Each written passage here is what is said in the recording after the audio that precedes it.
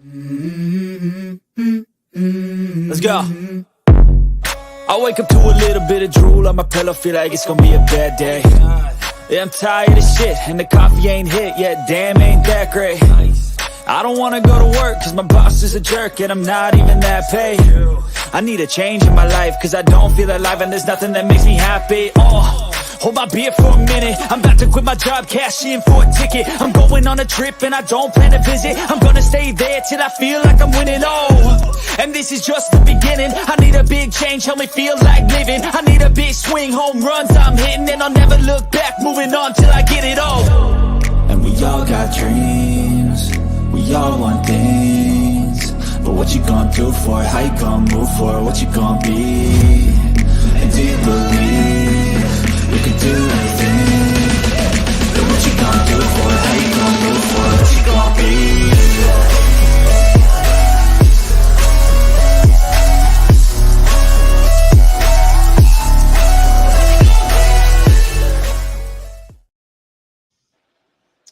All right. What is going on, everyone? Welcome to another edition of Unscripted. We have a very special episode here tonight. First off, join me as always on my shows, Jay McLovin, my friend from Houston. What's going on, my man? It's another hot day. I'm thinking about firing my AC company because it went out a little bit. Got it back on, but we got Jack Patterson on the show, man. How much fun are we gonna have? How much fun are we gonna have today? Hey, you ain't kidding. Before we get to our special guest, of course, the man who is now the backup quarterback unofficially for the New England Patriots, Foxborough, Frankie C. What's going on, brother? Put me in, coach. Put me in. I'm throwing 20 yard bombs. I'm throwing 20-yard bombs all day. I got you. To the opposing player. But I'm doing good. Jay's just upset because he can't hit the field. Other than that, I'm doing good, man. Hey, glad to hear that, man. And, of course, our very special guest tonight, we are welcoming Jack Patterson on to Unscripted. He is an award-winning sports director with WRBL Sports out there in Columbus. Jack, how you doing tonight, man? Man, it's a pleasure to have you on. And judging by what we just did off the air, this is going to be a fun time. Hey, we are looking forward to it, man. But before we get into our show tonight, please go and check us out on our social media channels. Of course, Facebook is our main hub at Unscripted. Formerly Twitter, now it's x.com, Unscripted Guys. Frankie's doing his work over there.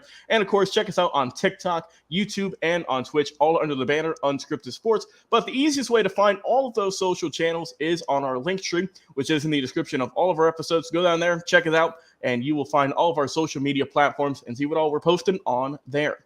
Well, guys, let's go ahead and get right into it. College football kicked off last weekend, but this weekend is when a lot of the teams get back in action. We've been looking forward to this for quite some time, and we're talking some SEC football here.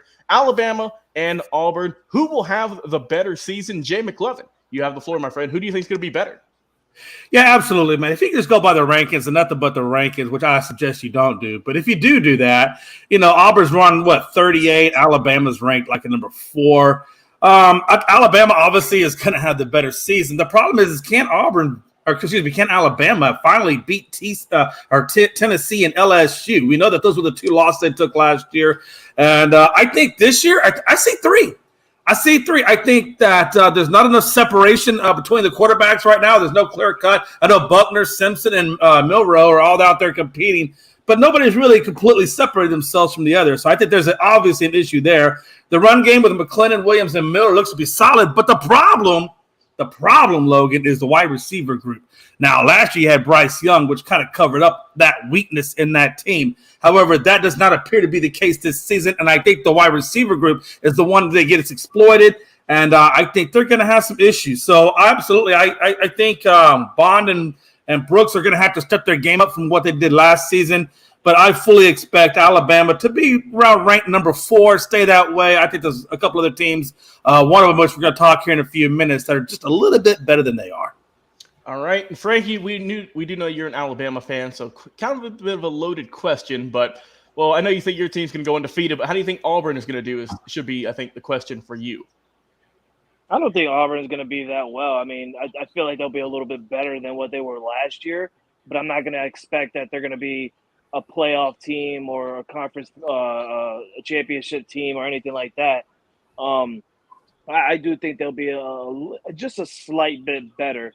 On Alabama's part, though, I mean, I'm not going to say they're going undefeated, and I can't sit here and say that they can also make it to the championship as well. So we've seen what happened last year, and that was with a team that they actually had stars on there.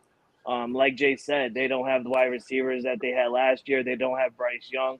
They don't have their running back. I mean, this is a whole different Alabama team that we're going to look at and see and witness.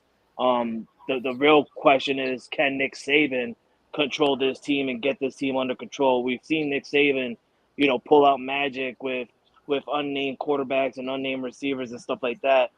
But this time around, like Jay said, Alabama lost to LSU last year. They lost to Tennessee. It's a really tough matchup for Alabama now, not having any big name players on that roster. I can't wait to see it. But you already know me, baby. Roll Tide! I knew it was coming. I knew it was coming. Oh, Jack Patterson. How are these teams going to do? Will Nick Saban reign supreme, or do you think Hugh Freeze will surprise some people with Auburn this year? I got to be honest here, because a lot of people are doubting Alabama. And I've learned in my time covering college football that if there's one thing that you don't do, you don't doubt Nick Saban. Okay, that's the craziest thing you could do. And I'm not sitting here telling you that Alabama's going to go undefeated or they're going to make the playoff. I'm not going to say that, because there's questions that do need to be answered for the Tide. You guys have already mentioned two of those places, at quarterback and at wide receiver. But you're talking about a team that's also going to be having a new offensive coordinator in Tommy Rees. Bill O'Brien, he's back with your Patriots. So that's something that I'm going to be having my eye on as well. And keep in mind that we talk about, Alabama having a subpar year last year. They lost twice. They lost to Tennessee and LSU. They lost to Tennessee by 3 on the road, and they lost to LSU in overtime by 6 in Death Valley. I don't really call that like god awful terrible. So they have to show me that they're not as good as they've been in the past. Okay, I'm not saying, like I said, I'm not sitting here telling you that Alabama go bet the house on Alabama, but I'm also telling you that I feel like the rumors that are demise is unfounded as of right now. I have to see more that, okay, maybe they're not playing up to par. Like if we get into November and Alabama's already got 2 losses and they're not by 1 possession, okay, then maybe we can have that conversation. But I think it's too early to have that conversation. As for Auburn, a lot of people are not high on this team, and it surprises the heck out of me. Like, just being up close and personal, around this team is part of my job. We're talking about, this team lost 20 players in the transfer portal over the offseason. They also gained 20 players in the transfer portal. And I really think they addressed some areas of need, primarily at the wide receiver position. They got a lot of talent there. They got a lot of talent on that defense too. I'm interested. I think 8 to 9 wins is a solid benchmark for Auburn this year. And I really think they can attain it. If they can go, 8-4, 9-3, I think that's a solid first year for you. Talking about a team that went 5-7 last year. I think there's a lot of improvement. I think Peyton Thorne's going to be a good quarterback under Hugh Freeze's system. I really think Jarquez Hunter, now that he's back on the field, I think that's going to be big for the team. I really think I've got high hopes for Auburn. I think they'll be I'm not going to tell you that they're going to win the SEC West, but I think they're going to pull off a couple upsets. My thing is, if I'm Alabama, I'm Georgia, you both have to come to Jordan-Hare this year. And weird things happen when those teams have to come to Jordan-Hare. Look at the prayer of Jordan-Hare, the kick 6. A couple years later, when Auburn beat that loaded Alabama team with Mac Jones, what I'm telling you is, it wouldn't surprise me if one of those teams got upset in Jordan-Hare this year. Jack, man, that's one question. Jack, I don't know about you, man, but now the SEC is going to be taking on Texas and Oklahoma. September 9th, you come in to play the Longhorns, Sarkisian. I mean, they actually got Texas ranked in the top 10. How do you see that game and the anticipation of Sarkisian going back to play his old master, Nick Saban? Well, let's take a look back at what happened inside of DKR Texas Memorial last year. That game was a lot closer than everybody thought it was going to be. Alabama was able to pull it out in the end, but I think that Texas is going to be better than they were last year. But Another thing I've learned in covering college football, it is insanely hard to win a game in Bryant-Denny Stadium. Like, I think the last time they lost in Bryant-Denny was when Joe Burrow beat them back in 2019. 2019, I believe.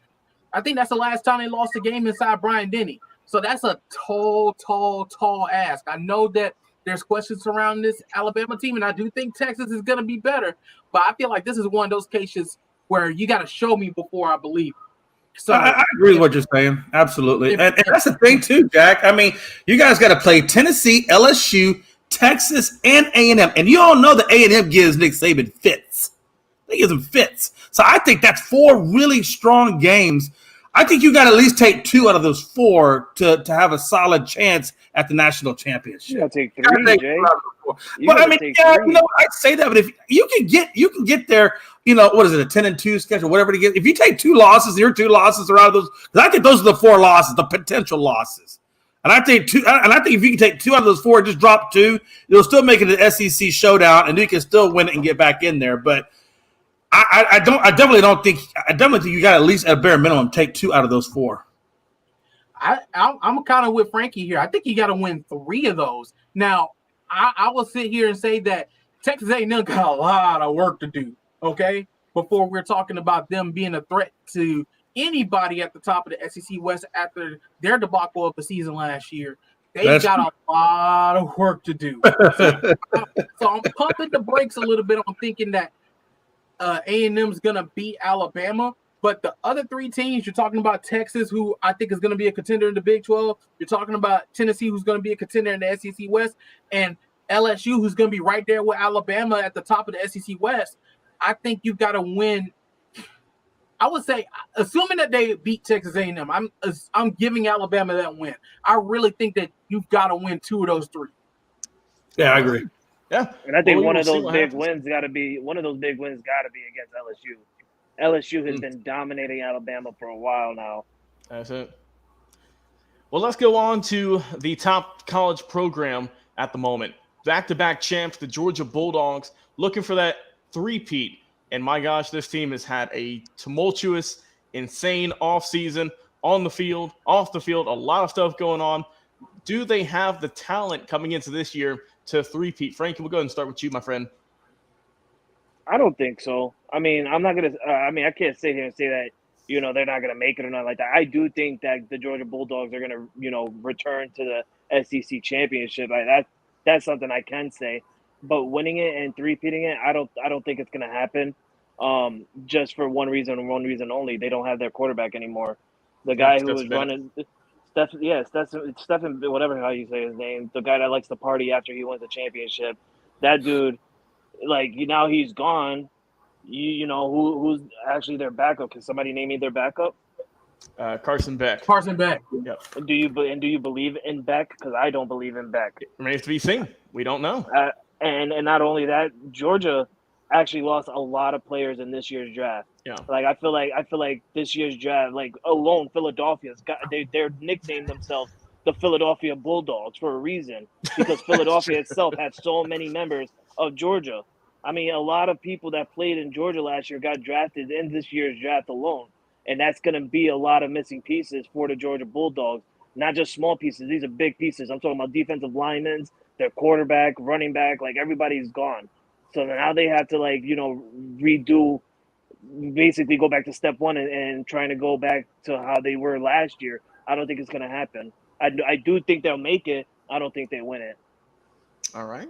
Jay McLovin, as the guy who last year in the championship game thought TCU was going to give them a run for their money, we saw how that turned out. How will the Bulldogs do this year? Brand new look pretty much on both sides of the ball. How are they going to do this year?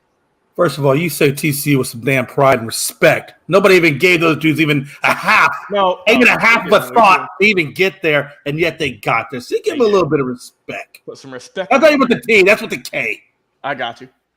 Look, man, I got to tell you about this Georgia thing. You guys don't even know how crazy this is, man. Think about it. What has Nick Saban never done? And this is the great Nick Saban. He's never got a 3-peat. He's never gotten a 3-peat. Matter of fact, to be honest with you, the last one that got a damn 3-peat was Minnesota in 1934, 35, and 36. So there has not been in the modern era, a three-peat. That's how crazy this is. If Curtis is a Curtis, what's that dude's name? Curtis Smart. If Curtis Smart. Kirby Smart. Yeah, if Kirby Smart could pull off a damn three-peat, literally, you could almost make a damn case for him against Saban because he's never done that. Saban has never accomplished that. Matter of fact, nobody has over 100 years. And the competition ain't exactly easy out there. I mean, it's still tough competition.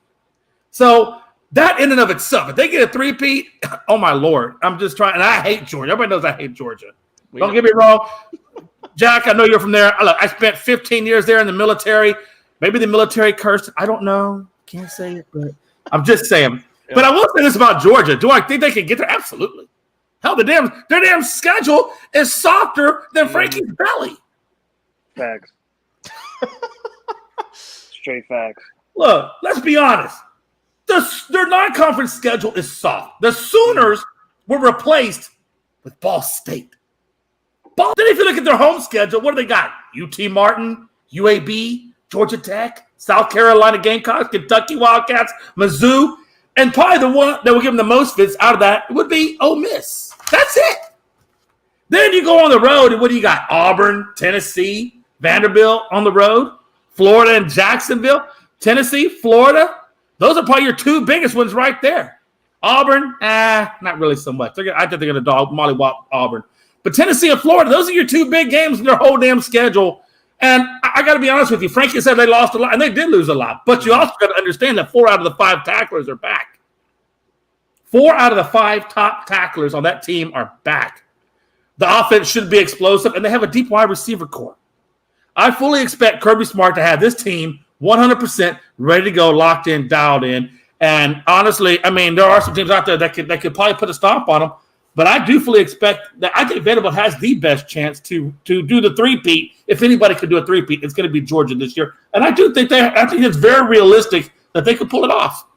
Also, TJ, they got Brock Bowers, who a lot of people say is one of the best tight ends in the country.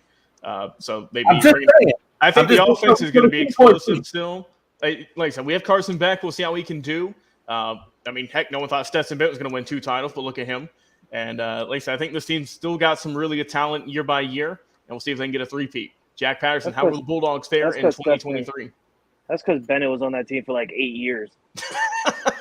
But also, Bennett wasn't a great quarterback. He just wasn't. But he was a good game manager. He can manage that team, and that's all you got to do. He was just solid. Manage it. You don't got to be a superstar. Just manage it. And he came up clutch when he needed to.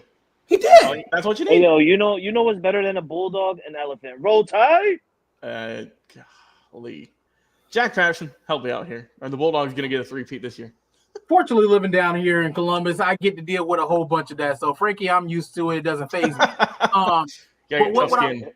What I will say is that, we talk about, how many people has been drafted from Georgia. We got to keep in mind, it was the same exact situation last season. The only difference was they still had Stetson Bennett at quarterback, but they had like 15 players drafted in the 2021 draft.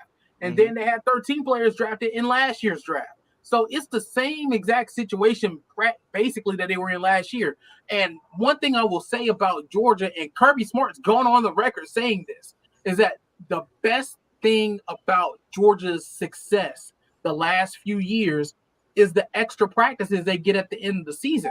Because he says it's not necessarily for his current players, the players that are going to be playing in the playoff and the national championships. It's going to be for the freshmen and the new players that are coming in. They use those practices to get those guys reps. So they're already getting reps. And that's how they're kind of, keeping the factory going, if you will. Mm-hmm. So they're good. Granted, they've lost a lot of players. Okay. There's no secret about that. But there's a lot of players who are now getting the call to go out there and be those guys. You talked a little bit about Brock Bowers. This is going to be his junior season. And right behind him, so there's no Darnell Washington. He's in the pros. But you got Oscar Delp coming right behind him to fill that role. You talk about Kenny McIntosh going to the pros. But you got Kendall Milton going right there. Now, I will say the running back room just took a hit with Branson Robinson going down with that patella tendon injury. But there's a ton of running backs in that Georgia room, and there's going to be somebody that we probably hadn't even heard of yet that's going to come up and show out. So I think as far as back goes, we've seen him, a little bit because, there's been a lot of garbage time in UGA games recently. So we got to see him included for basically 2 quarters in the national championship game. So we've got to see bits and pieces of him, and, we've seen some things, but this will be the first time we really get to see him. I think we'll be fine. And not only that, you got a couple of 5-stars and Gunnar Stockton and Brock Vandergrift that's coming in behind him. So I think UGA is fine, not to mention Dylan Raiola coming in next year. So I think UGA is going to be fine in the quarterback room in the future. And then on the defensive side, you're talking about Columbus's own Michael Williams. He's going to be a problem on that line. You got Jamon Dumas-Johnson. He's going to be there as well. So there's a lot of good pieces that are going to be on this Georgia team. So I still think Georgia makes the playoff. And honestly, I do think they make it to the national championship game. And I give them a solid chance to win it. They are my pick going into the 2023 season. But at the same time, just as well as I know, you all know that anything can happen on any given Saturday in college football. So I do think that the one place that I'm really intrigued to see is the wide receiver room for UGA, because you got to remember they lost. I cannot remember the wide receiver's name that always made those big catches in the national championship game. His name eludes me. But do you know where he got drafted to? No, I'm not talking about the wide receiver. I'm not talking about he got drafted. He transferred to Texas. A.D. Mitchell. A.D. Mitchell. That's who I'm thinking of. He's over at Texas now. And, you're trying to replenish that, but you did pick up a couple of intriguing targets in the portal. You pick up Dominic Lovett from Missouri, and then you pick up Ra Thomas, who's a local product down here from Eufaula High School. You pick him up from Mississippi State. So I'm intrigued to see what this wide receiver room looks like, because if they don't miss a beat, I really think the offense is going to be just fine. Yeah, we'll see. Can I ask you something real quick, Jack? Sure. Do you like the transfer protocol? I have my feeling for it. Like, do I think that it was necessary? Yeah. But do I think that it needs to be regulated? Yeah. So, like I said, I think it's a necessary thing, but I think that it just running wild like it is right now, I think it just needs to be toned in. Right. I definitely think the transfer portal and the NIL really leveled the playing field between the big universities that are always there, that everybody expects to be there, and the smaller schools. Now it gives the smaller schools a chance to fight back and actually be able to build their programs without the monster universities just crushing them every time. I think it really levels up that playing field. I can't agree with that. Okay. All right. We'll see what Georgia can do this year. Like I said, a lot of new fresh faces, some familiar ones coming back. And like I said, Kirby Smart still leading the team. So we will see what will happen. Go over to the Diamond now, talking baseball. The Atlanta Braves, like I said, they're still rolling right now. Best record in the league.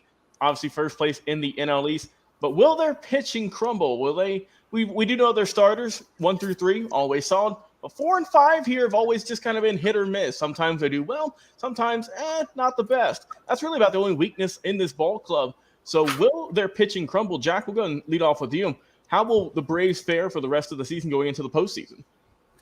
So, I mean, you've already mentioned it, that Braves hitting lights out. You don't have to worry about it. 1 through about 14, they're going to be just fine. And I really think that Strider and Elder and Morton, they're fine. They're a solid starting 3 in the postseason. And I think the Braves' biggest need is that number 4 pitcher. In a 7-game series, he's a player that can start a game 4. Like if you're up 2-1 and you're trying to get a 3-1, 3-1 series lead. And I'm struggling to think who that number 4 pick person would be. You could be Michael Soroka, I should say. It could also be Logan Landers. I'm about to say, throw me in there. I got a nice heater. Not? Could you see? We now got coming to the plate, number 16. His nickname is Jelly Roll, Logan Landers. All right. What is with you, Jay?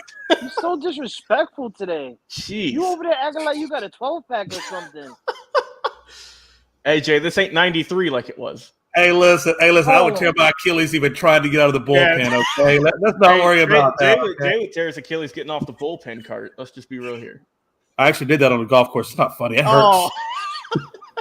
Jay will hurt his knee trying to get out of the dugout with those steps. Yeah, but he'll trip on. He'll trip, put his cleats on.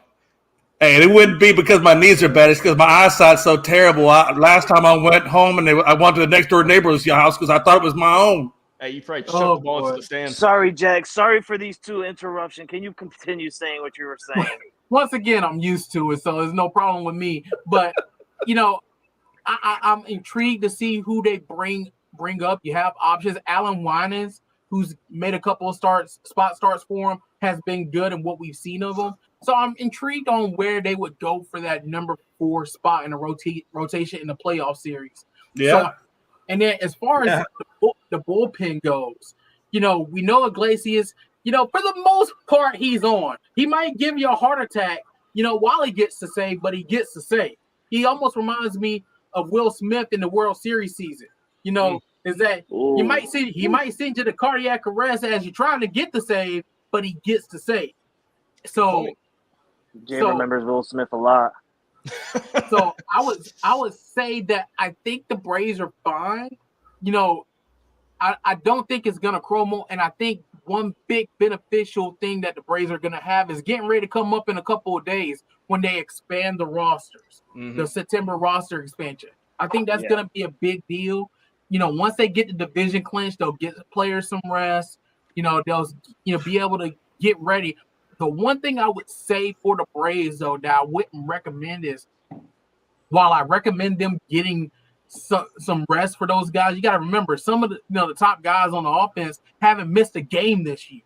Exactly. So that's true. So I would recommend getting them some rest, but that last couple of series of the season, I will put them back out there because you got to remember the Braves are on track to get a bye in the first round. Yep. So, and I think that's what was one of the things that kind of did the Braves in last season, that they got that bye and they got cold, kind of like what happened after the All-Star break this year. The Braves were scorching hot going into the All-Star break, and then coming out of the All-Star break, they were sluggish. It took them a couple of weeks to get back going. I would do the best you could to try to avoid that going into the postseason this year. And I'm glad you said that too, because I was going to ask you, that's normal for every team that wins a division real early, like early September, and they just go ahead and they sit certain players and have long rest, and then postseason comes around and then they are literally ice cold, like cold brew Dunkin' ice cold, and they just end up losing. Like you, for example, like you said with the Braves last year, the Yankees did the same thing last year.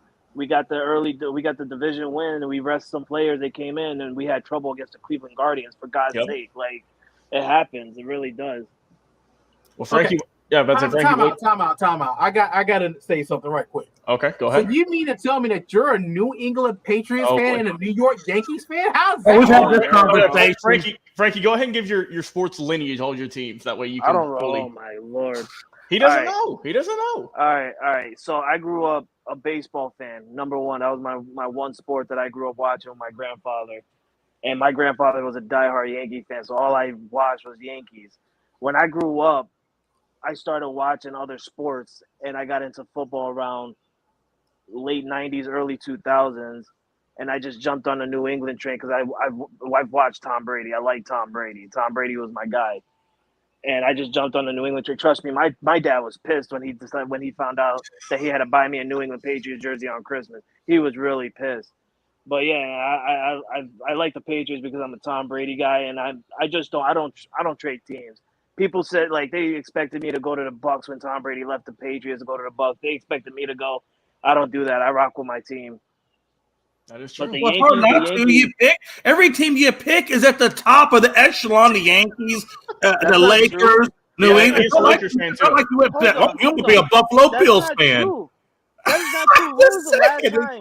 I just find that they're all major market teams that have like 16,000 championships. Everyone, you don't know what it feels like to be in the suffrage of life. You see, hold up.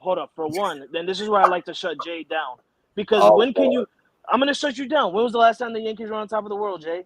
That, No. well, 2009. Thank you. When was the last time the Lakers were on top of the world, Jay? 2020. Watch 2020. this. When was the last time the Patriots were on top of the world, Jay? They were just So on top of thank the you. world not that long ago. What? Less a We few were years just ago. on What? top of 3, the 4? world in 2019, 2018, 2019. We were on top of the world, and I've Well, been dealing and with that's why I said something. we're gonna test I your dealt with. true fandom. We're gonna test your true fandom I've because dealt with Cam. I've dealt with Cam Newton. I have dealt with freaking Bill Belichick going ahead and hiring Matt Patricia to run our offense. I've dealt with Frank. or Frankie. Or Frankie. it might have to him. They have an aneurysm over there.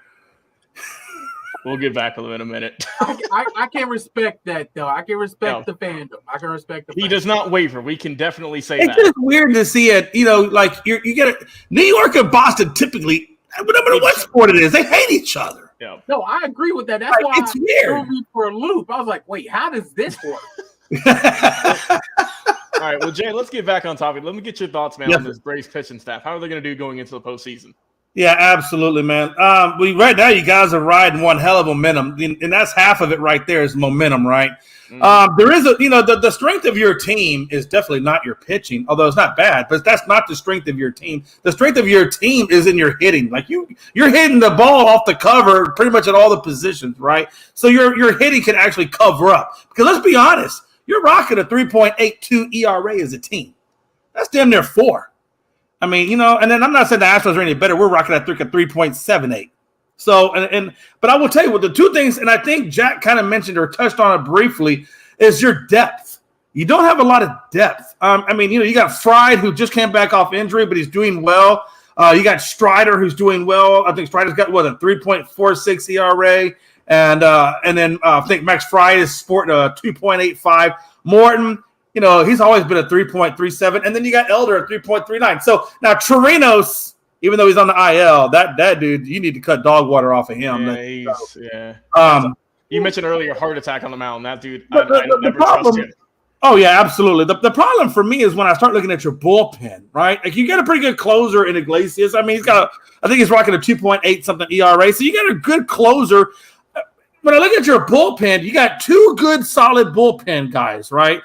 Jimenez, who's got a 2.56, and Yates with a 2.84. Those are your stud relievers. But once you get past those dudes, now you're looking at the high 4 or mid 4s, mid to high 3s. I mean, honestly, and I've said this before, I feel like with the Braves, if I can get to your bullpen, now, again, you do have two good studs there, but you can't use them the whole time. So if I can get into your bullpen, and if it's a 1-run game, 2-run game, I know damn good and well that the Astros got a pretty damn deep hitting core that we can get to you.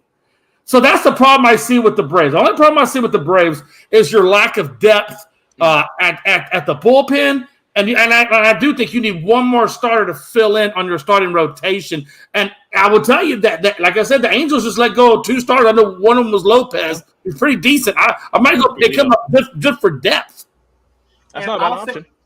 I'll say this about the Braves' depth too in the bullpen. I think the Braves really miss having Tyler Matzik, who was the hero in the bullpen in 2021. He's out injured this year, so you don't have him, which is a big blow to the bullpen depth. I will say that the 2 trades that the Braves did make, they weren't really active at the trade deadline, but the 2 they did make were 2 relievers from the Rockies. And you probably wonder why on earth would you trade for relievers from the Rockies?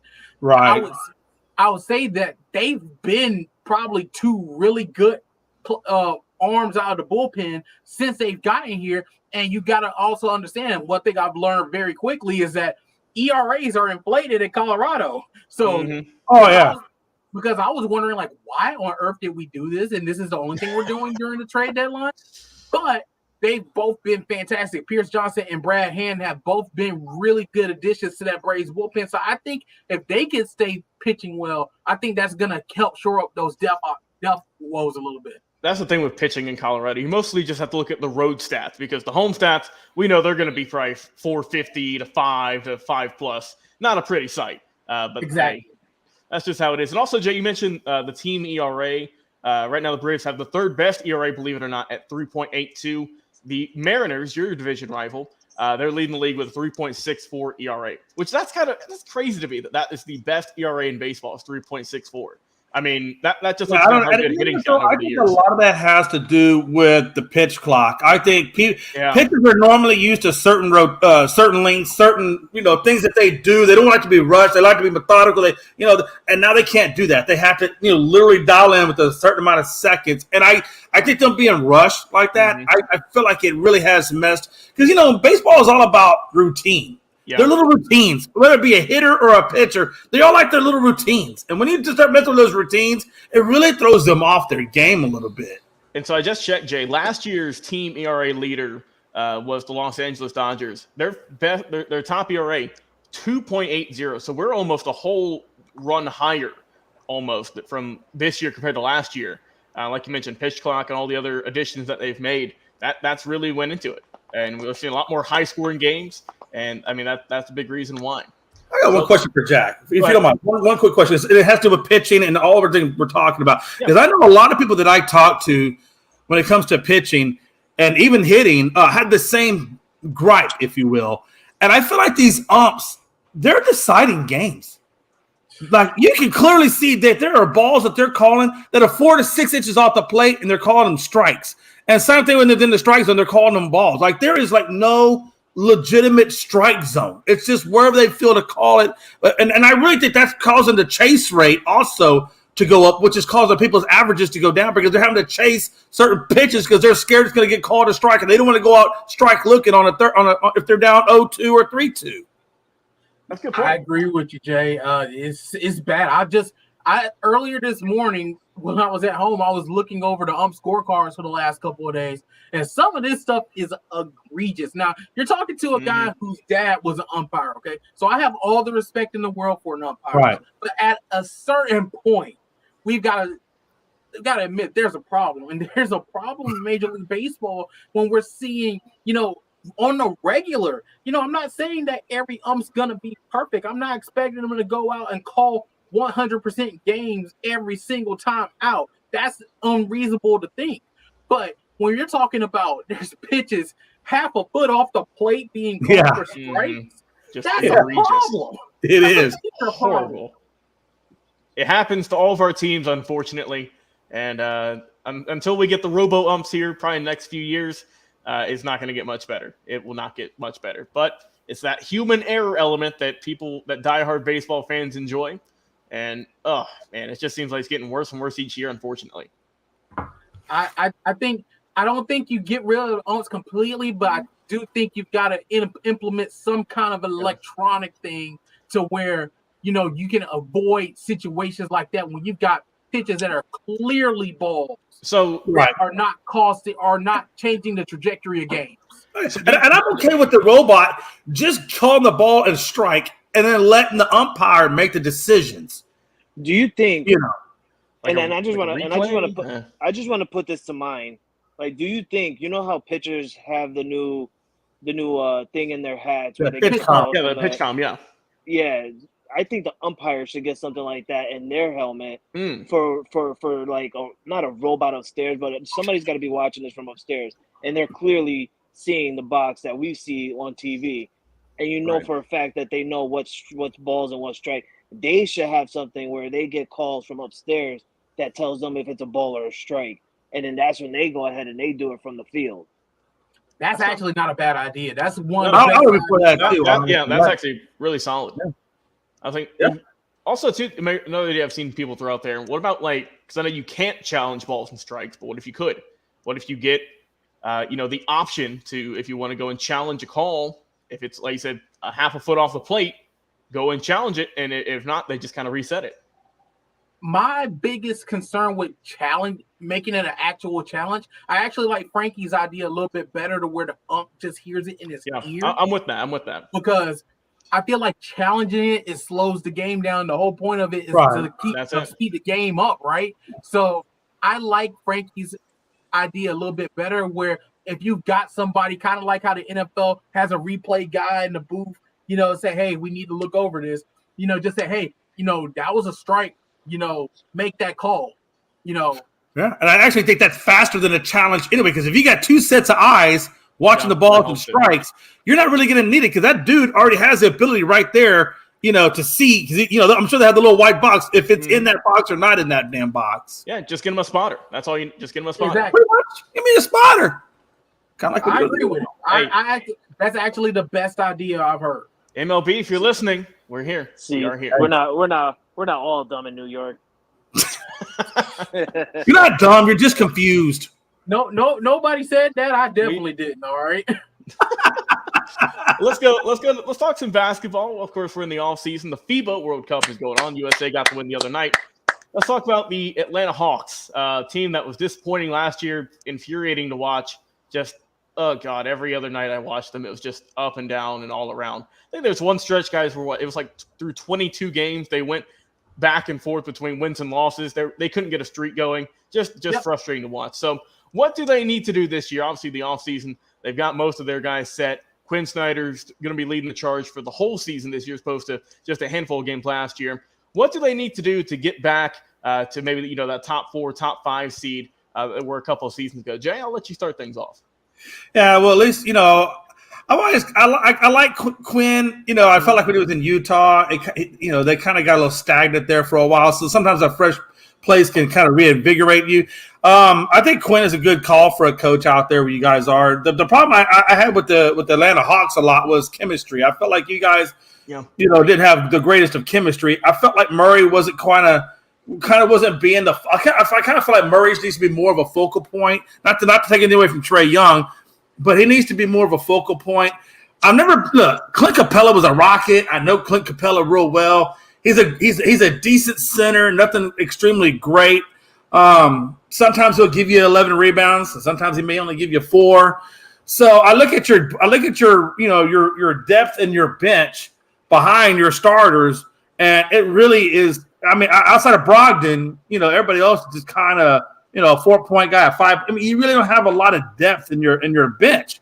So if I see the Atlanta Hawks, I'm looking at number one. If I'm Quinn Snyder, we got to develop our chemistry. I got to find a way to get Murray more involved, and then I'm trying to figure out what do I do with my bench. I feel like you just need more on that bench.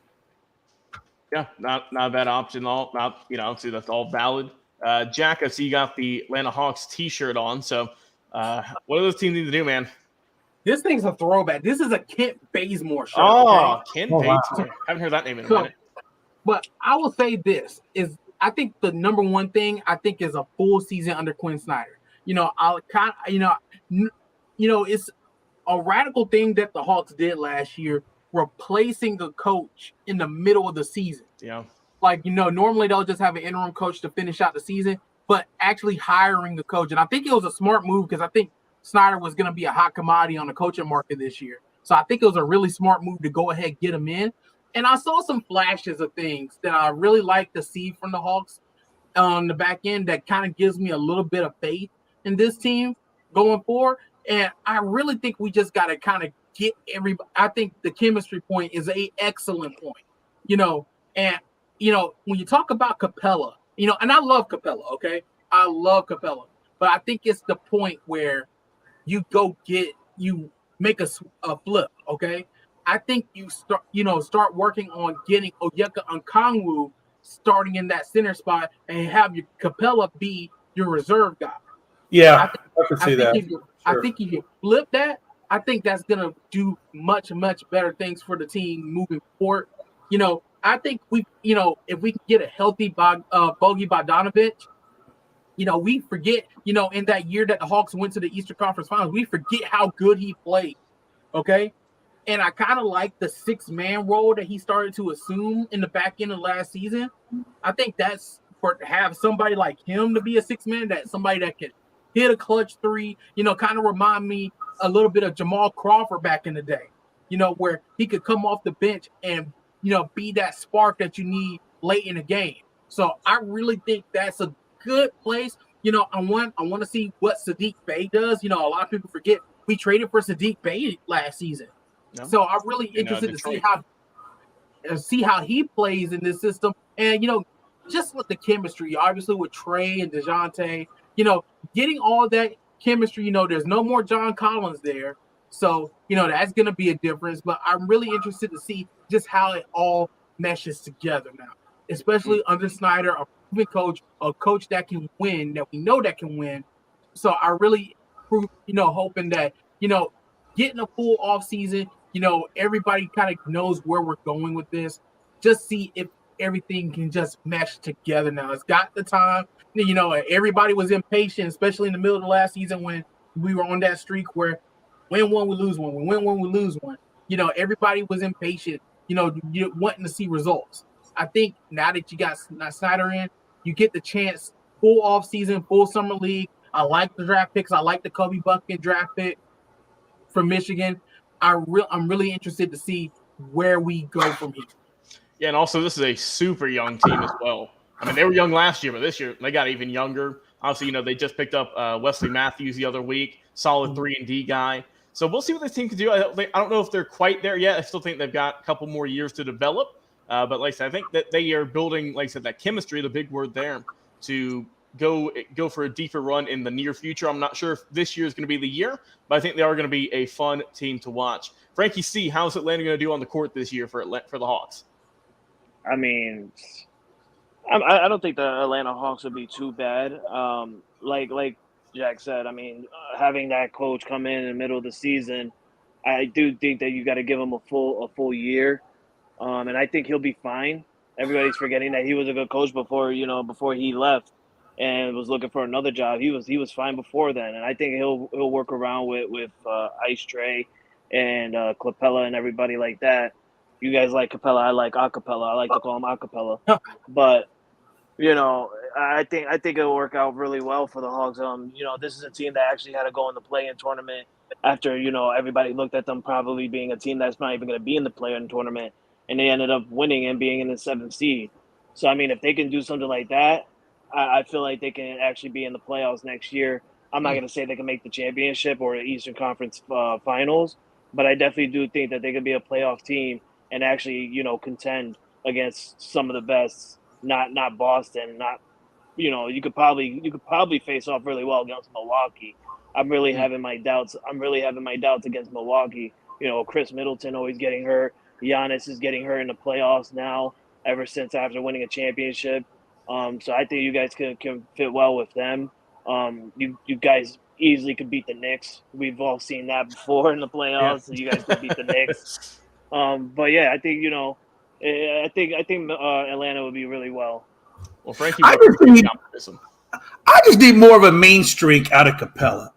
I've never seen that man with a main streak, and I feel like if you're playing down low or if you're playing that center position, you got to have a main streak. And the day I see Clint Capella develop a main streak, that's the day I'm going to say Atlanta has a real shot. All right, hey. And I felt the same way about him when he was in Houston. I said the boy, he can block, but sometimes I feel like he disappears.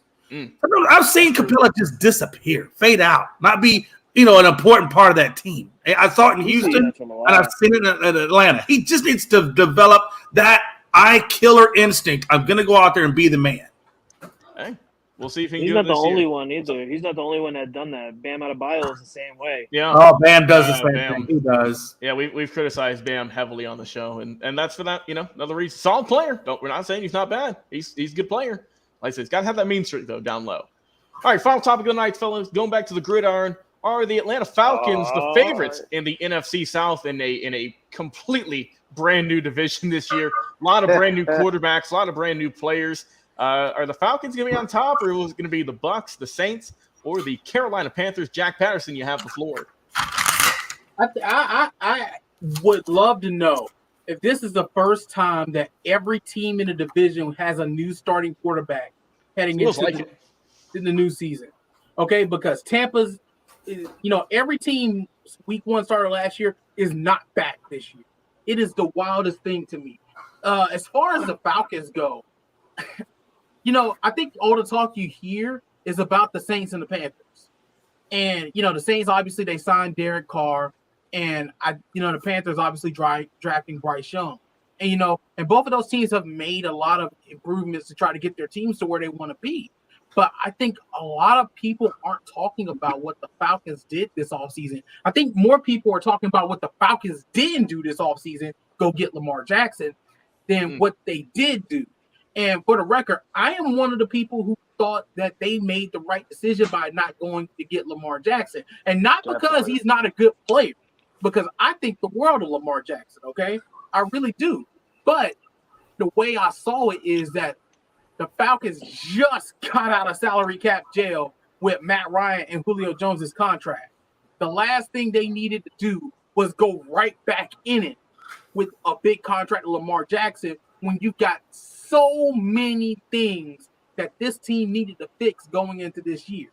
Okay, I felt like you would have just had a good quarterback and a good nothing else if you signed Lamar Jackson.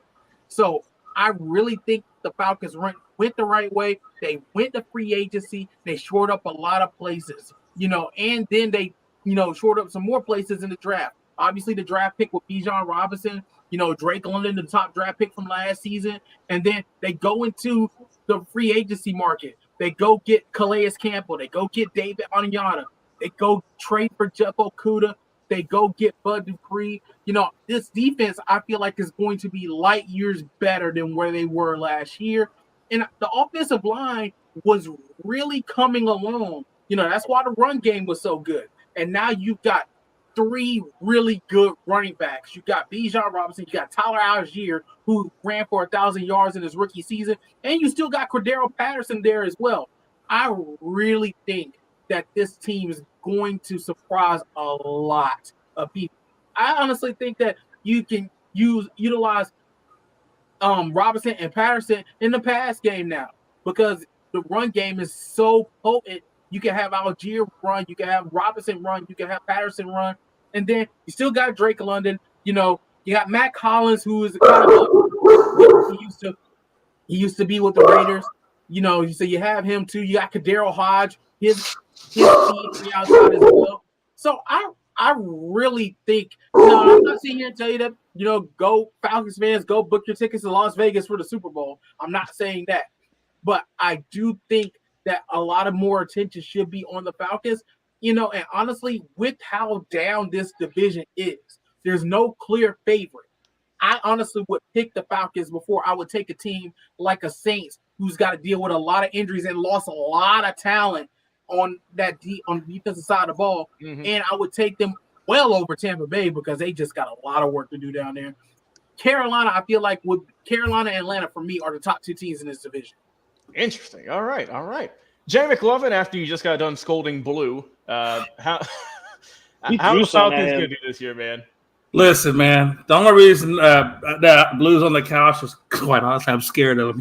He's freaking big, and I didn't feed him yesterday. Just excited, Jay, he's just excited because Houston just got back-to-back home runs on the Boston Red Sox. There you go. That's why he's excited. I was like, he was cheering. You go with that as much as you want. I know what that dog's capable of. The only reason I got that dog is because it's Melanie's protector, whatever. Here's the deal, man. When I look at the Falcons, honestly, you guys got some good pieces. You do. Pitts at your tight end spot. You know how good he is. Bijan Robinson, we all know him from Texas. You know how good he is. You have a solid running game all the way through, all the way down, like you said, to Cordell Patterson. You got, like you said, Drake London. You got everything you need on the offense. The problem is you don't have a quarterback. You don't have a quarterback. Ritter's not the guy. I'm sorry. Anybody who thinks Ritter's the guy, keep on, stay on that train all you want. That man is okay. On most teams, he's a backup. So if you think Desmond Ritter's going to take it to the promised land, it ain't going to happen.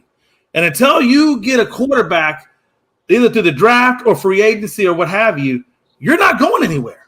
You're just not. And Okudah, this dude was injured 9 times out of 10 in Detroit. That's why he's not in Detroit anymore.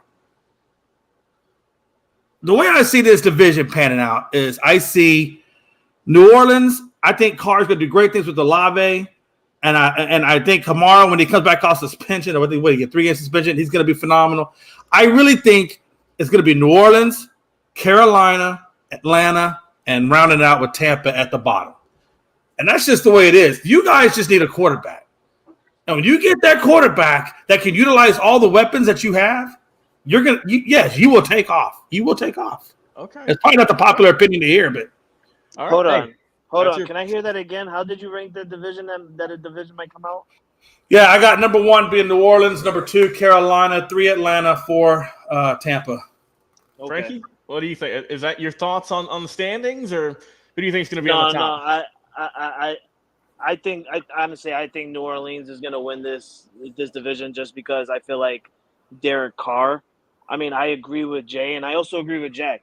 So Atlanta, they got pieces the last couple of years. They got pieces to fill around. They got the wide receivers. They got the tight end in Pitts. They got the running back this year with Robinson. But I also agree with Jay. They don't have the quarterback, and I feel like that's okay. I mean, if they can get a couple of wins look better than what they did last year, that's totally fine. And next year they can somehow, some way, get into the draft and a good draft pick and get a quarterback next year. Because let's be real, next year is going to be a lot of good stud quarterbacks next year.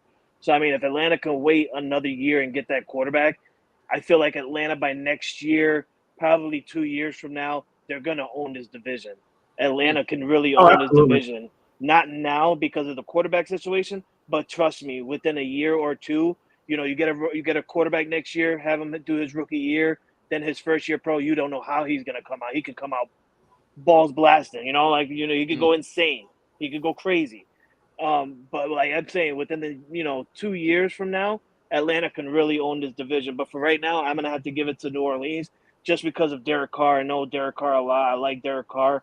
And I'm not even a Raiders fan when he was with the Raiders. I like Derek Carr. I like what he does, and I like what he can bring. And this was before injury and then after injury.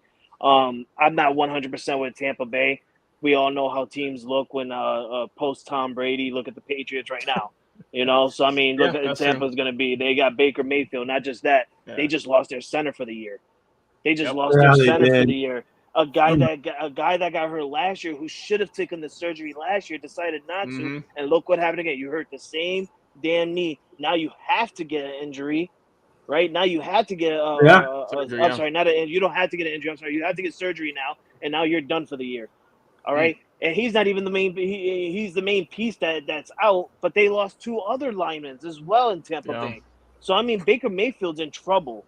Baker Mayfield's in super duper trouble. And Carolina, I got Carolina going last in the division. I don't feel comfortable with Bryce Young at the helm right now with this team. I feel like they have to get together, play together for a while, understand the game of football together as a team. I'll give him another year, probably 2.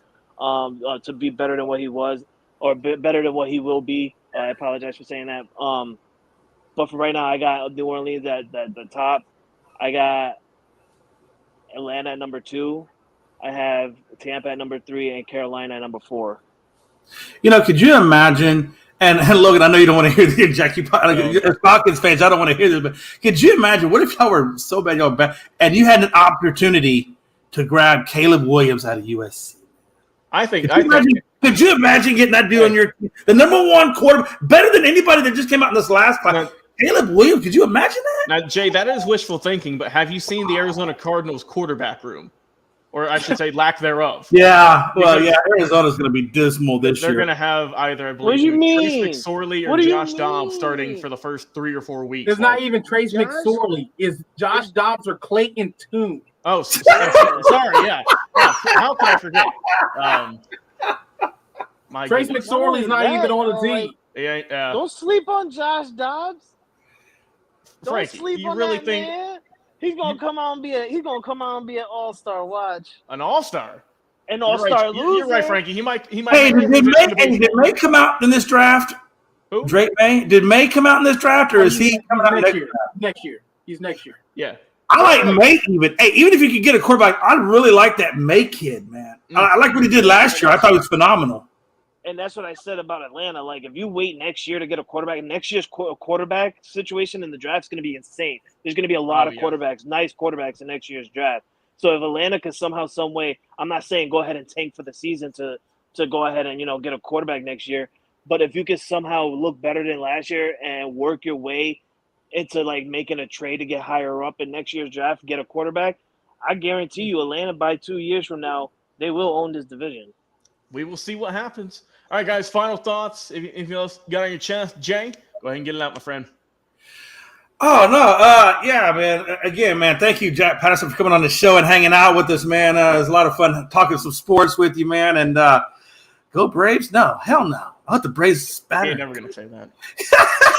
Listen, If he says that, we gotta I put still it to got a hold. nightmares. Hey, I still got nightmares playing you guys in, what was it, 21 or 21 we played y'all in the World Series. So I'm scared to death to play Atlanta, even though we did sweep it this year. But I'm still scared to play that damn team. Y'all got some kind of voodoo magic on us or something. But no, honestly, I think it's going to be a great day for sports, man. A lot of good teams out there. Rangers, Seattle, Houston. I mean, that's a hell of a battle right now. Nobody knows who's going to get the division, who's going to get the wild card. It's crazy. And where the hell does Seattle come from? Seriously, where does it come from? Out of nowhere, man. Out of seemingly Washington. I mean, their Washington. catchphrase is "See us rise" for a second. Yeah. Foxborough, Frankie C. Your final thoughts. Yeah, man. 53-man cut roster was today. So if you haven't checked out already, go and check your teams. See who's on there. Bailey Zappi and Malik Cunningham both got cut today from the Patriots, but I do expect them to come back, at least be a practice squad member. We're definitely going to need a backup in the third string. I mean, Mac Jones can't hold the helm by himself. But yeah, if you guys haven't done so, do it now and check it out. And how about my New York Liberties, man? My ladies, they went and beat the Las Vegas Aces again last night. I got the about for the third time this season. And they don't want to count the Commissioner's Cup on the records or whatever, but I'm counting that goddamn thing on the record. All right? My girls are doing good. We ready for the playoffs, man. I can't wait for the WNBA playoffs. And finally, Jack Patterson, your final thoughts tonight, sir. Well, first things first, I appreciate you guys having me on. It's been an absolute blast. It's been a whole lot of fun. So I want to say thank you to all you guys for having me on, for letting me be a part of the fun. As far as where we're going, like, I think the baseball players are going to be absolutely insane as we come down the stretch. You know, obviously, I think the Braves, you know, are in a good position right now. As long as they keep doing what they're doing, they're in good position to get their second title in 3 years. Oh, yes. Yeah, second title in 3 years. I really think so. You know, Jay, listen, I'm not against the Astros. My old boss is an Astros fan, so the Astros are my American League team. So trust me, there's no. I am with you, my guy. I want you guys. You're being so nice right now. I don't like it. Tell them the truth. No, everyone wants to see that. Everyone wants to see Astros Braves repeat, man. I mean, come on. Nobody wants to see that because they own you. You don't want to hear. You don't want to see that again. Jack, be real with him. You own this guy in the World Series. Come on. Listen. As an Atlanta sports fan, I assume nothing. That's true. Trust me. I did not assume the Braves were going to win a World Series until I saw the final out. I did not assume Georgia was going to win either national championship. Okay, well, last year I kind of felt good after halftime. Okay, but the one against Alabama, I assumed nothing until Keely Ringo crossed the end zone for the touchdown after the pick six to seal the game. Trust me, I assume nothing, and that's primarily because of your Patriots. So once again, as a Atlanta sports fan, I assume nothing. Okay, but I think the baseball run to the playoffs is the race for the pennant is going to be a lot of fun. And then another thing to turn your attention to is the NASCAR playoffs. They get underway this weekend. I think it's some of the best TV you can watch as you get down to the end of the season. Things get crazy. Daytona was fun last week. I think they'll get more fun as we get closer to the end of the season. So something that if you've never given it a try, I would definitely give it a try because it's an entertaining television, especially as you get close to the end of the season. And you got NHL on here, so I got to give a shout out to my Nashville Predators as we get ready to get the season started. Hope, you know, a new coach, a new regime for the Predators. Hopefully we can make it back to the playoffs. All right. And also, Jack, where can people check you out? Where can they follow you at? Where can they watch you as well? So you can follow me on X now. So I guess that's the thing. I guess so. Follow me on X at @JPatterson TV. That's on my handle. You can follow the station I work for, WRBL News 3. We cover Auburn, Georgia, and Alabama on a regular basis. So in fact, I'll be at the Auburn UMass game this weekend. So you can follow us on X at WRBL Sports and on Facebook at WRBL News 3 Sports. And then you can watch WRBL News 3 if you just so happen to be in the Columbus, Georgia listening area. You can watch us on WRBL News 3. We are a CBS affiliate here, and we are all over the place. We cover a lot of great high schools here, including on our high school show, The Prep Zone, on every Friday night at 11:15. And you can watch all of that on our website as well, WRBL.com. All right. Well, thank you very much for that, sir. Once again, it's been a great show, everyone. Jay McLovin, always a pleasure talking sports with you, my brother. Foxborough, Frankie C, the Patriots backup quarterback. Always fun talking with you, man. And, of course, Jack Patterson, we appreciate you coming on the time and talking sports with us tonight. It's been an absolute pleasure, my man. We'll get you on again very, very soon. I've been your host and producer tonight, Logan Landers. Enjoy the rest of your nights, everyone. We will talk to you again on another live episode. We'll see you then.